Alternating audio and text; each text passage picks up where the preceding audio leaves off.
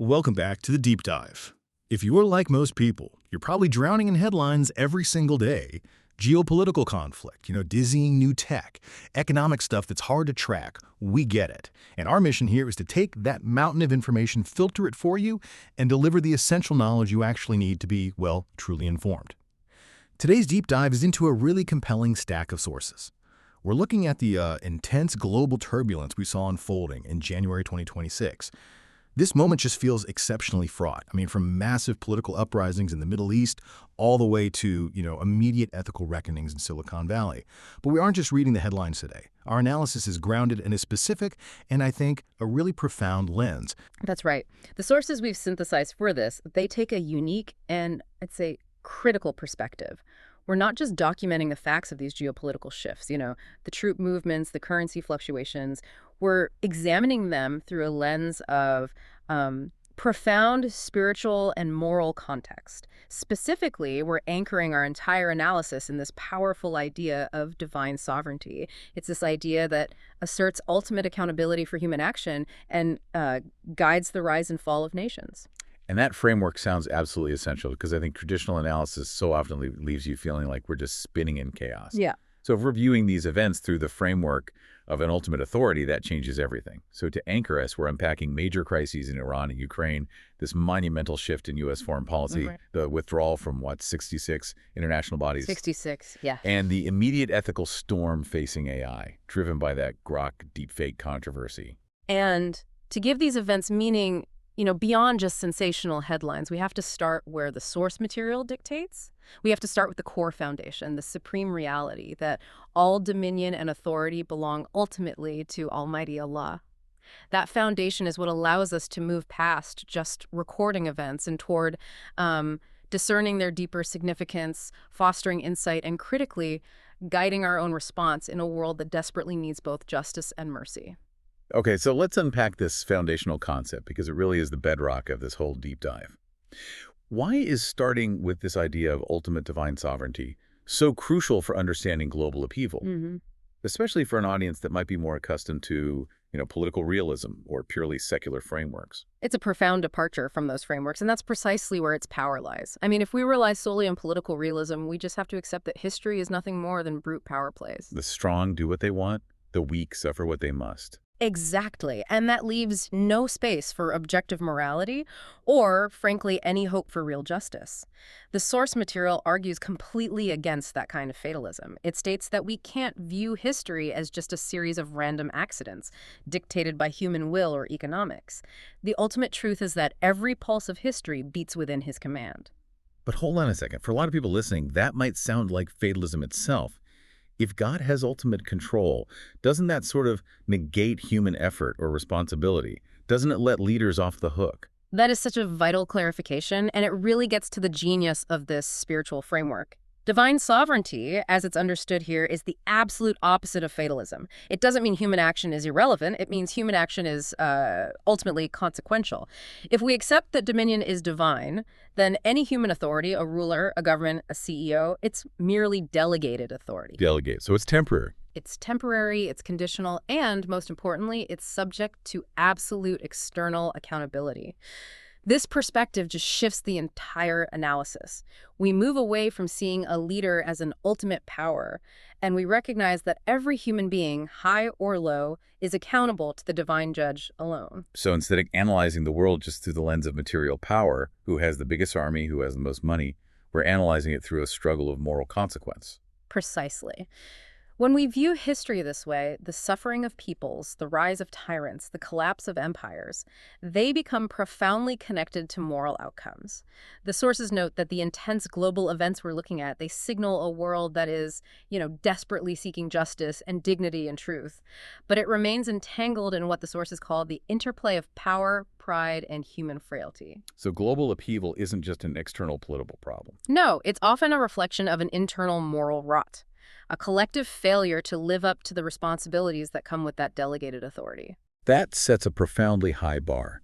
So if human authority is just delegated, what happens when human governments forget their duty to serve the people, when they forget to uphold justice? This brings us to a really powerful principle from the Quran, from chapter 13, verse 11. It says, Allah does not change the condition of a people unless they change what is within themselves. Okay. Think of it like a magnificent historic building. The external structure, it looks solid, the walls are up, the roof is intact. But if the people inside allow the foundation to rot through, neglect, corruption, injustice, the collapse is inevitable.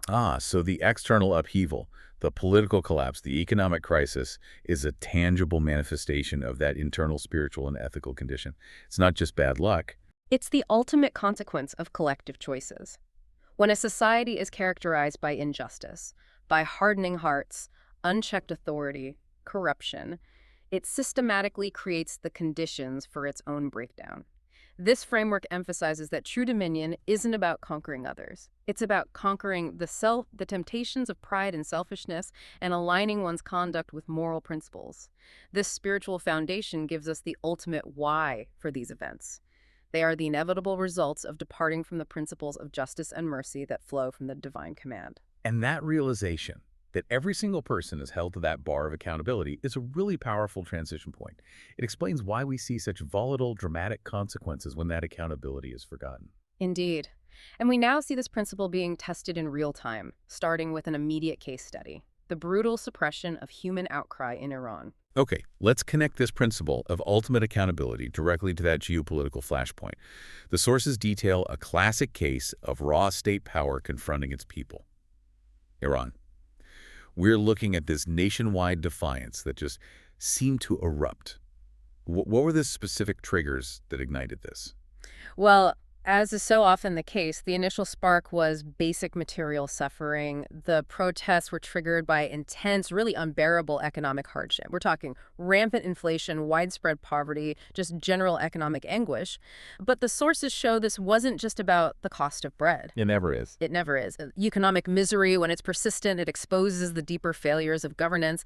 The movement quickly evolved, expanded into these broader fundamental demands against an oppressive political structure. And the geographic scope is critical here. This was not just a protest in Tehran. No, the scale was massive and deeply alarming for the regime. The protests swept through all the major cities and towns. It spread across all 31 provinces of Iran. That rapid nationwide expansion signals a crisis that moved decisively beyond economics into this deep societal cry for justice. It shows that powerful, you could say, mobilizing turn that happens when human dignity is systematically crushed. And the government's immediate response was chilling. A textbook example of a regime prioritizing control over communication and truth. It was severe and deliberate. The sources detail a nationwide internet blackout being enforced, just a digital curtain drawn across the entire country, and it crossed the 24-hour mark. This tactic, it has multiple layers of violation. It prevents outside awareness, it hinders organization, and it severely disrupts daily life, commerce, medical coordination. Right. It's a fundamental assault on the public's right to know and connect. And the human cost of that suppression was devastating. The cost is harrowing, yeah. It illustrates the price paid when unaccountable authority confronts a desperate people. Activists reported at least 62 citizens were killed, and over 2,300 arbitrary arrests were made, as the regime just tried to crush the dissent with overwhelming force. And the response from the top? Uncompromising. Supreme Leader Khamenei vowed the regime would not back down, and he labeled the protesters who were fighting for their rights as vandals. This official attempt to dehumanize and criminalize legitimate grievances it's a tragic sign of moral failure. This brings us right back to the spiritual lens. When a government responds to cries for dignity with an internet blackout and bullets, how does this spiritual tradition analyze that specific moral failure? This situation is a perfect storm for the principle of karma. Yes, it means human dignity. And in the spiritual ethos of the sources, it's sacrosanct. It's an intrinsic right granted by the divine. When a government acts with impunity, killing citizens, suppressing truth, it violates the sanctity of karma. The turmoil reveals that deep, divine place yearning for freedom from injustice, and that cannot be contained when the social contract is frayed by systemic corruption. So the state isn't just dealing with a political riot. It's confronting a spiritual imperative that's planted deep within the human conscience. Precisely. The deep spiritual conviction here is that no regime's authority is absolute. Every ruler is answerable to the divine judge. While tyrannical powers might achieve a temporary bloody suppression, the inherent moral gravity of their actions remains. And this is where the source material shifts from just analysis to a call for moral mobilization. It calls for prayer for the protection of innocent lives and, critically, a demand for justice without vengeance. That is a very difficult line to walk in the middle of a conflict, demanding justice while rejecting vengeance. How does the spiritual framework suggest that balance can even be achieved when emotions are running so high? It requires adhering to the highest moral standard, which is a commitment to justice even when responding to gross injustice. Vengeance, you see, it just perpetuates the cycle of violence. Right, it just creates deeper tears in society. Exactly. Justice, on the other hand, it seeks restoration, accountability, and the protection of future rights. The call is for leadership that listens and heals, not one that crushes and divides. It is an act of spiritual mobilization, reminding everyone that true freedom must be grounded in proportional restraint and compassion. Otherwise, the new freedom fighters just risk mirroring the very injustice they fought against. We move now from that internal struggle for dignity in Iran to the more, let's say, traditional but equally morally charged conflict flashpoints, starting with a deeply complicated and fragile truce in Syria. The Syrian situation offers a really sobering lesson in how military gains often fail to translate into stable peace. The sources confirm that the Syrian army had declared a unilateral ceasefire in Aleppo after they captured the Ashrafia neighborhood. On the surface, that's a pause in hostilities. But the immediate instability shows that one side just declaring a ceasefire is rarely enough to guarantee peace. What exactly made this truce so fragile? The complication arose because the ceasefire came with unacceptable conditions for the local population. The local Kurdish councils rejected the evacuation orders that came with the Syrian army's declaration. They saw these orders as essentially a forced displacement under military pressure. So they vowed to defend their neighborhoods. They did, and that turned what was supposed to be an end to the fighting into a highly contested zone. By Friday evening, that truce was hanging by a thread because the terms didn't account for the dignity or the consent of the people living there. This speaks directly to the spiritual analysis you mentioned earlier. Peace begins not with total victory, but a willingness to stand down arms and seek reconciliation. Absolutely. The spiritual insight is that enduring peace cannot be built on military domination. It must be built on reconciliation, genuine justice for all sides, and the restoration of dignity. Geopolitical interests might trigger a ceasefire, but the global conscience has to demand that these pauses lead to inclusive peace negotiations. The Quran guides this path. It says, "And if they incline towards peace, then incline towards it."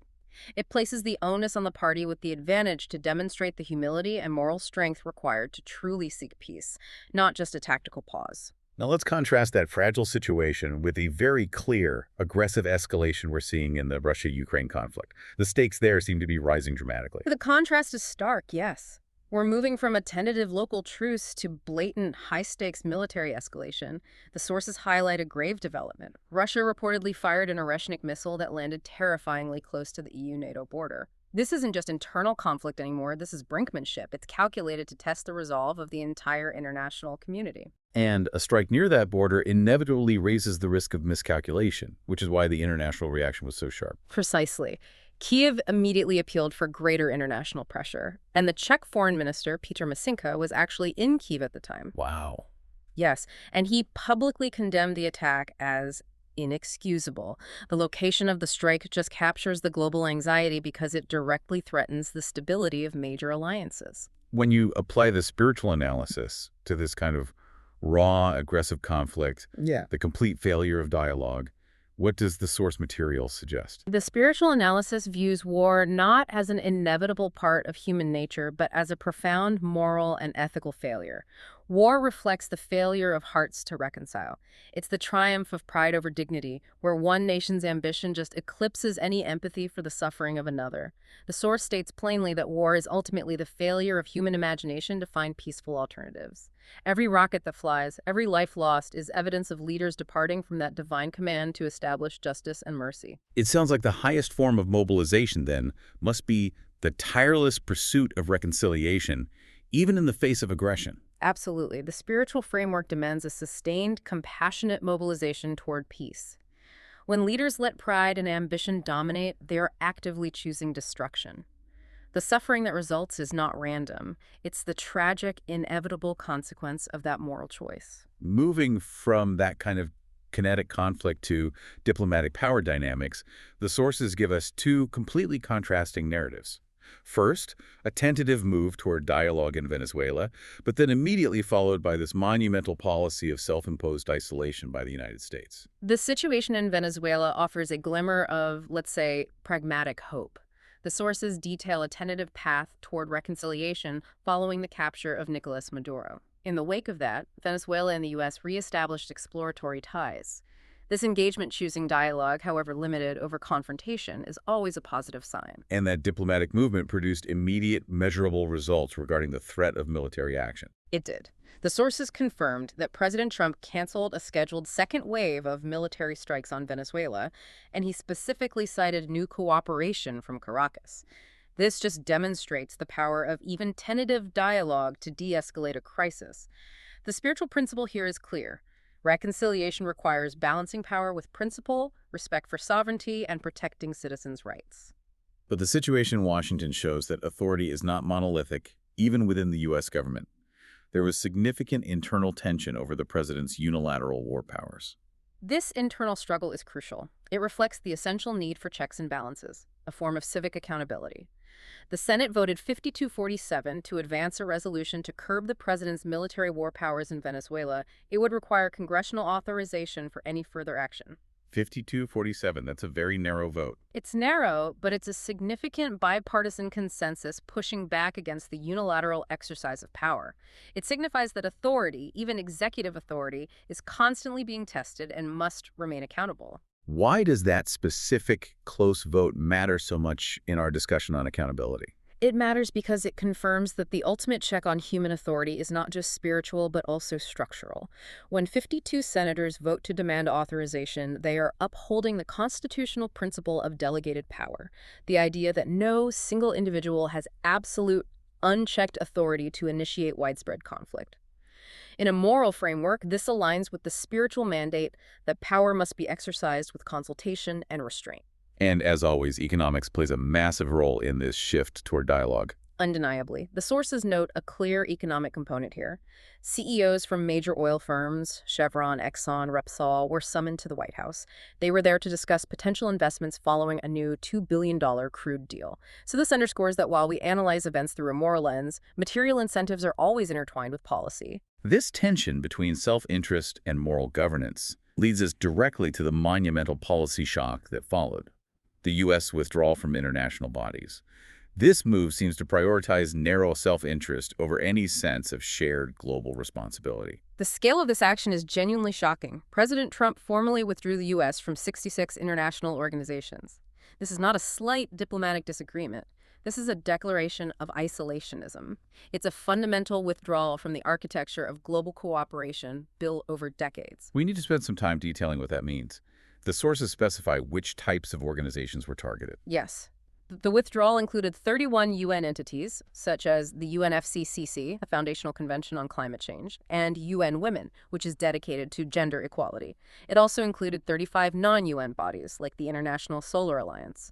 By pulling out of UN Women, for example, the U.S. is signaling a profound deprioritization of global gender equality efforts. And leaving the UNFCCC undermines the collective global effort on climate justice. Completely. When you analyze this through the spiritual principle of consultation and mutual support, a concept known as shura, this massive isolationist move is a direct challenge to that value. Shura. Yes, it's the spiritual value that mandates seeking the collective wisdom and counsel of others. It affirms that strength comes not from isolation, but from respectful collaboration. The consequence, as the sources suggest, is twofold. In the short term, the goal is often the protection of narrow national interests, but the far greater long-term consequence is the undermining of collective action on essential global issues: climate justice, pandemic preparedness, human rights. In the divine scheme, humanity is one. And true wisdom involves cooperation and mobilizing shared resources, not isolation. This failure of human structures, like international consultation, leads us to the rapid development of digital structures that seem to lack any moral framework at all. Let's pivot now to the ethical reckoning facing technology, which is maybe the most immediate signpost of our current age. The acquisition of power outpacing the development of moral restraint. The Grok AI backlash is a perfect, immediate case study of power without accountability. The sources highlight that Elon Musk's Grok AI chatbot was forced to restrict its image generation capability after a global outcry. And the reason wasn't a technical error, it was a profound moral failure. The creation of non-consensual sexualized deepfakes. This incident just forces us to confront the ethical dilemma of this unprecedented technological power. This pushes the spiritual discussion right into the digital age. How does the moral framework apply to a technology that can perfectly fabricate reality? The source material is unequivocal here. Technology is just a mirror, a sophisticated tool of human intention. It has immense potential to uplift and heal, but also the capacity to deceive, degrade, and harm. The power to create these deep fakes replicating faces and voices without permission is a modern echo of the age-old temptation to shape reality by force, not by ethical choice. It violates the integrity of the individual. So the moral standard isn't about what the machine can do, but what it should do based on human responsibility and that concept of karama, of dignity. Exactly. The human architects and operators of these systems have to continuously ask fundamental questions. Does this power protect the vulnerable? Does it enhance dignity? Does it respect the intrinsic worth of every human being? If the technology fails this standard, as Grok did here, then the temporary suspension of its capabilities demonstrates a necessary, though maybe belated, ethical correction mandated by the ultimate standard of divine accountability. And the magnitude of this technological power is just staggering, reflected in the massive infrastructure being built right now to fuel this AI revolution. The scale is colossal. The sources confirm that Meta, for instance, signed nuclear energy deals with Vistra and TerraPower just to fuel its Prometheus AI supercluster. The energy demands are unbelievable. And at the same time, Elon Musk's xAI announced a $20 billion data center project in Mississippi. $20 billion for one data center. One data center, and it's intended to house what they're calling the world's largest supercomputer. When we look at that level of resource commitment, nuclear power contracts, $20 billion data centers, and compare it to the global issues we just discussed, like the failure to fund climate justice initiatives. What does the spiritual framework say about this allocation of power and resources? It raises a profound question of ethical stewardship. The spiritual framework demands that those entrusted with vast resources, financial, technical, energy, are accountable for how those resources serve humanity. When billions are mobilized to create supercomputers, the immediate moral question is, are these powerful tools being directed toward solving global suffering, enhancing human dignity, or are they primarily fueling corporate ambition and potentially creating tools for deeper moral violation, like deepfakes? So the scale of the investment must be matched by the scale of ethical responsibility. It has to be. If resources are concentrated purely on power acquisition rather than human welfare, it is a failure of accountability. Let's ground this high-level discussion back in the domestic economic reality, which impacts ordinary livelihoods and dignity directly. Right. The U.S. economic report was mixed and immediately consequential for global fiscal policy. The U.S. economy added only 50,000 jobs in December, which significantly missed forecasts of 66,000. And yet, despite that miss, the unemployment rate fell unexpectedly to 4.4%. Why did that mixed signal lead to such a decisive consequence in the financial world? The conflicting data points weak job creation but falling unemployment created a lot of market uncertainty. But the slow job growth dampened optimism enough that analysts immediately suggested this mixed picture likely eliminates the possibility of a January Federal Reserve interest rate cut. And a rate cut was what the market was hoping for. Exactly. It would have reduced the cost of borrowing for mortgages, for business investment, credit cards. By signaling that rates will stay high, the Fed is applying the brakes to the economy, which directly impacts families' financial stability. It just shows how high-level fiscal policy is intimately intertwined with the well-being and, yes, the dignity of the ordinary citizen. Amidst all this turbulence, the crises, the ethical breakdowns, the economic uncertainty, the sources provide this crucial reminder of our shared humanity through culture and crisis. It's so easy to get lost in the high-stakes politics, but these moments remind us that there is a shared global heart and that collective, positive mobilization is possible. That is a necessary anchor. Even when nations are fighting, collective joy and high-quality human striving still find powerful expression. The sources highlighted the Africa Cup of Nations, AFCON 2025. Senegal defeated a 10-man Mali side to become the first semi-finalist. That accomplishment, it's not just a game, it showcases incredible human qualities. Teamwork, resilience, respect for the rules. And the host nation provided similar moments of pride. Indeed. Host nation Morocco led Cameroon in the quarterfinal, featuring Brahim Diaz's 5th tournament goal. Sports, at their best, reflect the very qualities we wish to see in international affairs: dedication, fair play, respect for opponents. And equally strong were the moments of universal grief and practical action in the face of disaster moments, where the failure of one structure demands the immediate solidarity of another. We see that solidarity transcending national borders in moments of tragedy. Switzerland marked a solemn national day of mourning for the 40 victims of the devastating Crans-Montana fire, a profound moment of collective grief. And elsewhere, the Indonesia-Sumatra flood fatality toll remained tragically high at 1,178. The immediate response was the establishment of a recovery task force, showing practical action driven by shared moral responsibility. And this accountability extends to global finance, showing that shared responsibility can address huge challenges like climate change. Absolutely. Egypt secured a crucial $750 million green bond for climate adaptation. This is a vital example of global financial cooperation for necessary environmental action, a form of collective shura applied to economics. And finally, a curious detail that marks a generational shift in the economic world: the retirement of Warren Buffett as CEO of Berkshire Hathaway at the age of 95. A moment of profound transition. It confirms that change is the only constant under the ultimate dominion of the divine, even in the realm of global capital and influence. So let's bring this discussion back to the overarching reflections provided in the sources, because this moral framework is what elevates this deep dive from a mere news summary to an engine of insight. The world's convulsions, from the streets of Tehran to the halls of the UN, are not random. They are ultimately a direct reflection of the consequences of human choices unfolding under the decree of Almighty Allah. And as we've detailed, this connects directly to that principle that the internal moral condition dictates the external outcome. When injustice and pride take root, the condition of the people inevitably deteriorates. Precisely. The core message remains. When justice and mercy guide human conduct, and when leaders honor their accountability, peace becomes possible.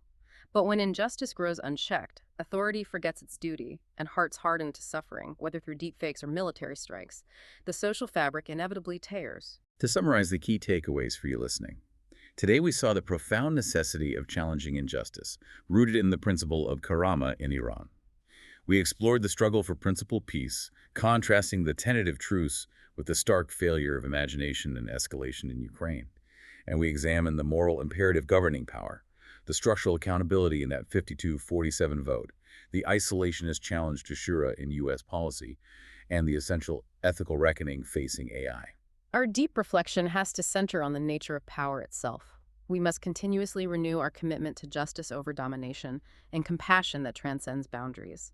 The source urges us all to seek wisdom for the powerful and compassion for the oppressed, reminding us that the greatest form of mobilization is the sustained pursuit of moral excellence and service to humanity. And that leads us to the final provocative thought from the source material for you, our listener, to take with you and mull over as you continue to process the implications of today's headlines.